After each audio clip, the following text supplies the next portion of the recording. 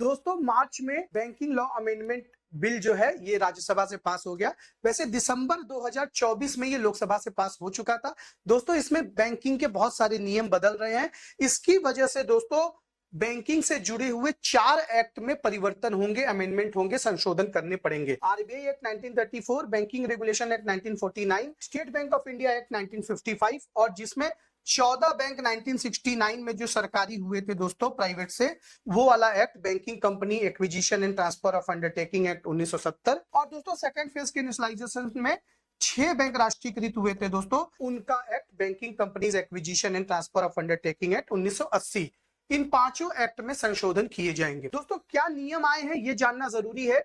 तो दोस्तों bank account में अब 4 नॉमिनी हो सकते हैं और लॉकर में लेकिन केवल एक नॉमिनी ही रहेगा। अभी पिछले महीने सेबी ने डीमेट अकाउंट जिसके थ्रू आप शेयर खरीदते बेचते हैं और म्यूचुअल फंड्स में दोस्तों जो है 10 नॉमिनी को अप्रूवल दिया था। ये एक एक्स्ट्रा इन्फो है, वो इस एक्ट से रिलेटेड नहीं है, लेकिन मैंने कहा नॉमिनी बात हो रही है तो बता दे। इंश्योरेंस में तो पहले से ही मल्टीपल नॉमिनी का ऑप्शन है। और क्या परिवर्तन इसमें हो रहा है दोस्तों की जो कोऑपरेटिव बैंक की जो लोन देने की डायरेक्टर्स की लिमिट थी वो दोस्तों वो थी आपकी 25 लाख रुपए, जिसे बढ़ा के 2 करोड़ रुपए किया गया है।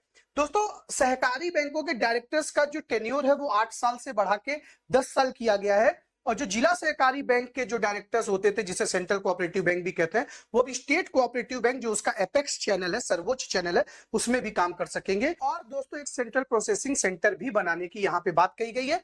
और सबसे अहम बात, जो आरबीआई में बैंक रिपोर्ट करते हैं वो सेकंड वीक और फोर्थ वीक को करते हैं। सेकंड वीक के फ्राइडे को और फोर्थ वीक के फ्राइडे को वो रिपोर्टिंग वीक कहा जाता है। फर्स्ट वीक और थर्ड वीक को नॉन रिपोर्टिंग वीक कहा जाता है। तो दोस्तों क्योंकि सेकंड सैटरडे और संडे छुट्टी होती है, फोर्थ सैटरडे और संडे छुट्टी होती है, तो इसलिए वो फ्राइडे को ही हो जाती है। लेकिन अब इसमें चेंजेस किया गया है।